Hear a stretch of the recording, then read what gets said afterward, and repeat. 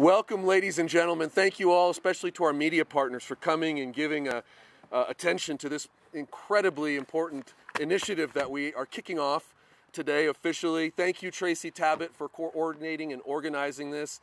An amazing national leader that we have running Utah's CJC, Children's Justice Center programs.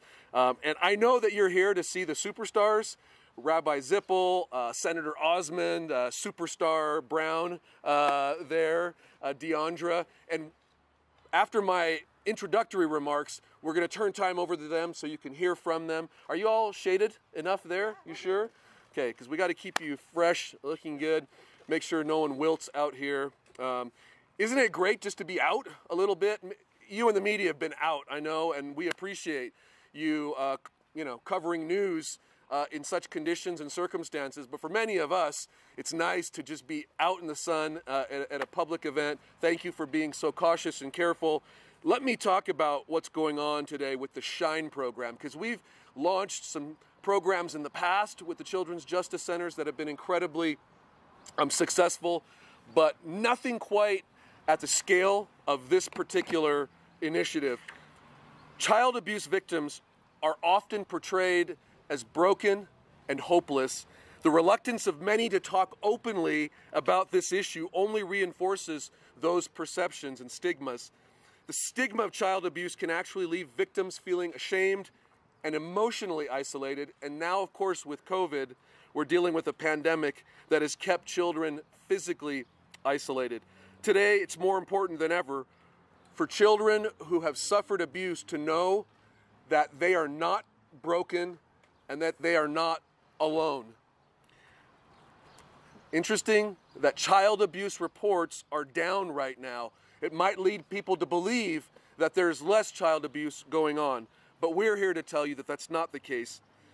In Utah and virtually every other state, yes, child abuse reports are down, but in April alone, caseloads were down close to 40%. Every year in Utah, our CJCs, our Children's Justice Centers, sometimes called Children Advocacy Centers in other states, handle more than 7,000 cases. So we're dealing with the experts of all experts, and they're going to be here to tell you that child abuse cases are not down, just underreported during COVID. The national consensus is that the drop is not a decline, but a consequence of the stay-at-home restrictions. We're not just talking about the possibility of children who currently may be in an unsafe home environment. We are also talking about many children who've suffered in silence for months or perhaps even for years, who have found the courage to say something to someone they trust. But what happens if those trusted individuals are no longer around to talk to? Children's connections to the critical lifelines who typically report abuse, including teachers, neighbors, and clergy, have been disrupted by COVID. Engagement has been limited to sporadic online interaction and in many cases eliminated entirely. For example, typically about 20% of reports to the DCFS, Children and Family Services, come from teachers, and with COVID we've seen a decline about half of that, so it's dropped 50%. This frightening anomaly makes the message of the SHINE campaign even more important than ever. To be clear, though, SHINE was conceived long before anyone had even heard of COVID-19 and the coronavirus. It was developed for Children's Justice Centers around the country. SHINE seeks to change the conversations that we have as society around child abuse by empowering survivors like those who are here with us today. It celebrates their courage and resiliency, and it challenges individuals, the rest of us, excuse me, for just a moment. Love being back out. Challenges individuals to be the light that children can turn to. And it promotes the tremendous resources of the Children's Justice Centers as places of hope and healing. Above all, it lets children know, again, that they are not broken, that they are not alone. For many of them, they've traveled alone in darkness for a long time. SHINE speaks not only to their inner light, but the light of hope that many of us, any of us, can be to a victim or a survivor. To date, Utah is the only state to roll out this message. At this scale, let me step back for a second. The National Children's Alliance, the national membership organizations for all CJCs around the country, provided the SHINE framework and established an online universe of support for victims everywhere. Utah co-chaired the campaign implementation work, and then it was left to each state to promote the message. So Tracy Tabbitt helped lead out on a national basis and then launched Utah's effort. To date, Utah is the only state to roll out a campaign of this size and magnitude, complete with billboards, a significant digital ad presence, and a full website. Officially launched the first week of May, the campaign is expected to continue all the way through spring of 2021. This project would not have been possible without some very incredible partners. The first, and I think we have a representative from UOVC, the first is the Utah Office for Victims of Crime. In the almost 30 years that Utah's CJCs have been open, they've never had any funding to raise awareness of their invaluable services. When UOVC announced a grant for community and outreach projects, we saw our opportunity. Thanks to funding from the Federal Victims of Crime Act, in the first 3 weeks of the campaign's launch alone, our videos got more than 385,000 views, and new users on the website increased by more than 6,000%. We expect that more than half of Utahns will see one of the 44 billboards around the state. Thank you again to UOVC, incredible partners, and you do the work of angels. Next, the Maloof Foundation. We appreciate our friends from Maloof who are here. The CJCs are a public-private partnership. So is this campaign. Oh my goodness, guys, excuse me.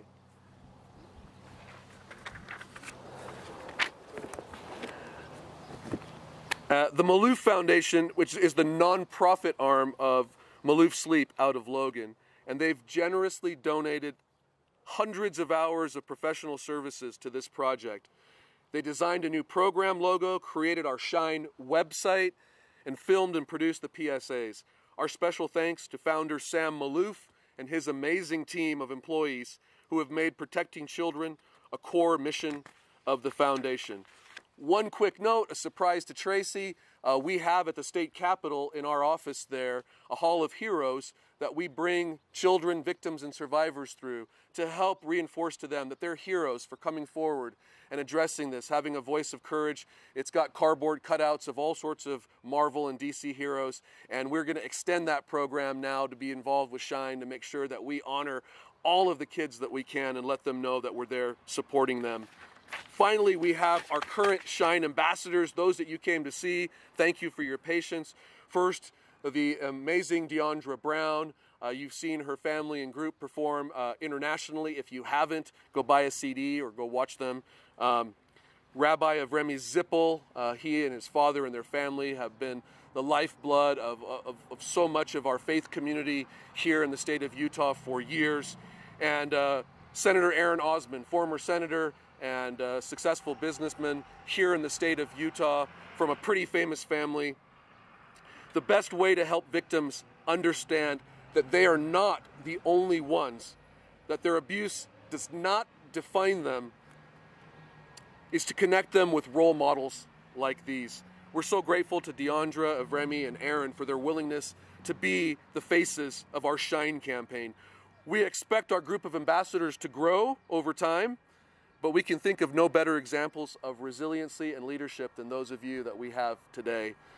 So with that, ladies and gentlemen, I'm going to introduce our ambassadors, let them speak to you, and then we'll allow any questions from the media to our ambassadors. When we're done with all of that, we'd like to invite you inside to see some of the PSAs that the SHINE campaign has created. So I think leading us off will be Deandra. No, it'll be Rabbi Zippel. Rabbi, I know you're hobbled just a little bit. You be okay? Come on over. Thank you, Remy, so much. Thank you, Attorney General Reyes, Aaron, Deandra, Tracy. The AG mentioned about how fortunate people are to get out. About a week ago, I got out finally with my family. We went for a hike in Big Cottonwood Canyon, and I took a pretty nasty fall. And I heard the leg go pop, and I saw it go pop, and I was sitting there on a rock waiting for the medics to show up. And at that moment, the only thing that really bothered me more than the pain was the uncertainty. Was I going to be okay? What was going to need to happen? Would I have to go to the ER, surgery, take care of my kids? Could I go to work? You know, there's a million questions that flood your mind in that moment. In short order, the medics showed up and they took one look at it, and it was a patella dislocation, and you know, they reassured me that I was going to be okay. And what was profound for me in that moment is that right when I knew what it was, a dislocated kneecap, all at once I made associations. I knew people that had dislocated their kneecaps and were perfectly fine. An uncle dislocated his kneecap, a good friend dislocated his kneecap, jazz players dislocate their kneecaps. And so those associations calmed me in the moment and reminded me that I would be okay. And the uncertainty calmed down and the pain calmed down, and thankfully we all lived happily ever after. Ladies and gentlemen, there are young people in this state and in this country that go through moments like these in a far more intense fashion on a regular basis. When a young person, be it a child or an adult, discovers that their lives have been affected by child abuse, beyond the pain and the torment they're already living with, they are overcome by uncertainty. What does that mean for their lives? What does it mean to be a survivor of child abuse? Will they grow up? Will they have normal relationships? Will they get a job? Will they be a functioning member of society? Will they be okay? And the greatest gift that we can give to young people that find themselves in a situation like that is the reminder that yes, absolutely, without a shadow of a doubt, there are survivors of child abuse that have gone on to pursue their dreams and live the most full and beautiful and meaningful lives possible. And for the young person that finds himself in that situation, that is the message they need to hear, and let it ring clear for them. And I cannot speak enough about the amazing work of the Shine campaign and Utah CJCs reinforcing that message to children, reminding them that the three of us, we're fortunate to be okay. We're fortunate to have the ability, with God's grace, to continue to pave that road forward for survivors, and to remind every child or young adult or whomever it is that find themselves in that situation that not only will they be okay, but ultimately they will have the ability to shine. Thank you.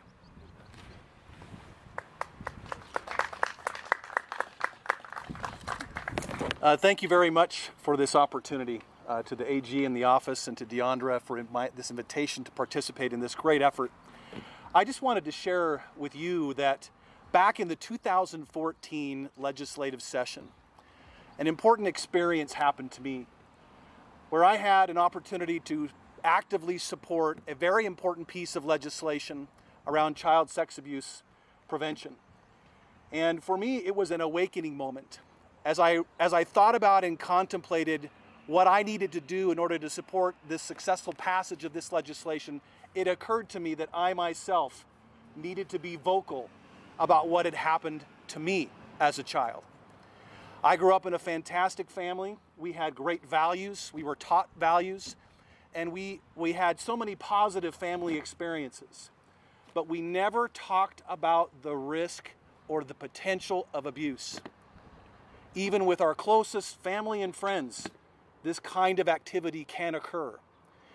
And what I realized is that I needed to be a voice with these other amazing people in communicating the importance of awareness, not only for the victims, but also for parents and individuals who want to be a part of preventing these types of things from happening in the future.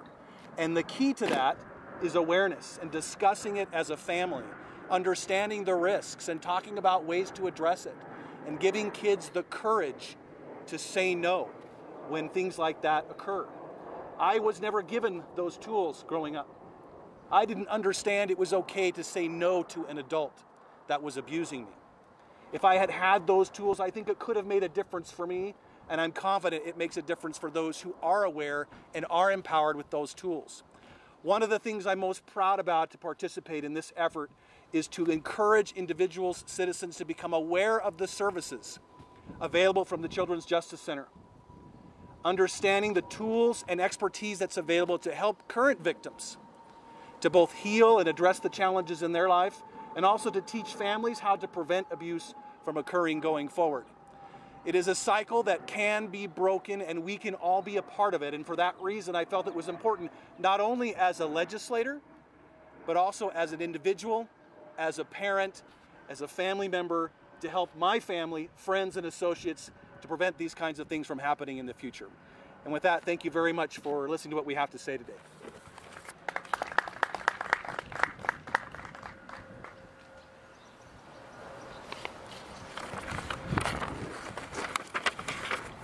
Hello, it's an honor to join you this afternoon and be a part of this wonderful campaign.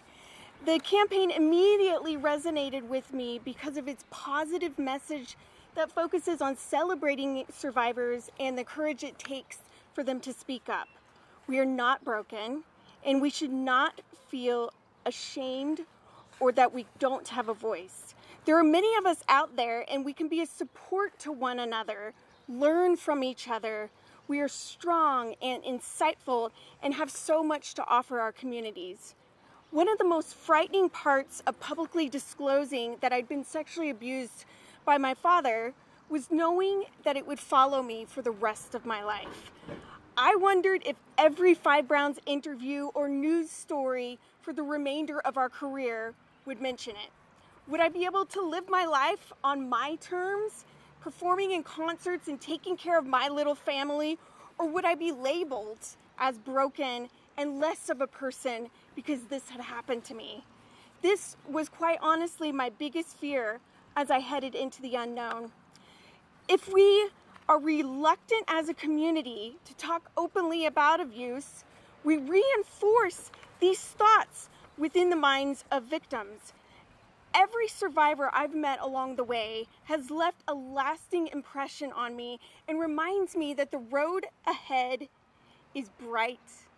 Each has a different path that is equally valid and equally meaningful.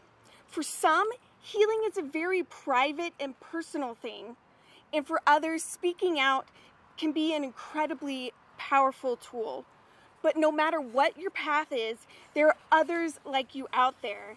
You are respected and you are valued. I am optimistic about the future for our children who have been abused or are currently being abused now. Children's Justice Centers statewide offer such important services that literally change the trajectory of children's lives. Every year, over 7,000 children walk through their doors and receive services I wish I'd had much sooner in my life. I have taken great strides, as our state has taken great strides, and I'm excited to see what the future holds for us as a community. The tides continue to shift. Utahns are talking about the topic of abuse, and the message of Shine is an opportunity to take that a step further, to celebrate the strength and determination of survivors and challenge each member of our community to stand by them. If children who are experiencing abuse now see that there are others out there who understand and will believe them, I can guarantee you they will feel more empowered to come forward. I know I would have been. I want to thank our dear friends at the Maloof Foundation for literally going above and beyond, and our partners at Dragonfly Media who took the message of Shine to heart and gave us such important guidance along the way. This has been a team effort. And to my wonderful survivors who I can honestly call friends as we've united in such an important cause. Survivors of abuse have lived through terrible things, yes, but we have risen above it and have come out the other side stronger and more determined than ever. Let's be a community that cares about its survivors and sends a message of unity and hope to current child abuse victims. They are listening. It's time for all of us to do our part and shine. Thank you so much for being here today, and with that, we'll open for any questions you may have for any of us who have participated in the Shine campaign. Why don't you... Aaron, can you guys come up together? Sure. Deandre, come here. It'll be at least a good picture of the three of you. We can put our masks on. Let's stand around for a second, and we'll let our team just take a shot. And then, while we're taking photos... Don't even have to smile. if any of you would like interviews, all of our ambassadors are available afterwards for individual interviews. We invite the media to invite our ambassadors into your studios, onto the various shows that you host, to help us amplify the message of Shine. And if you don't have any questions for the group interview at this time, then we're happy to welcome you inside the Children's Justice Center here. If you have time to preview some of the PSAs that we have. But thank you. Can you join me one more time in a round of applause for our ambassadors? And again, thank you all to our partners who are here, including our media partners.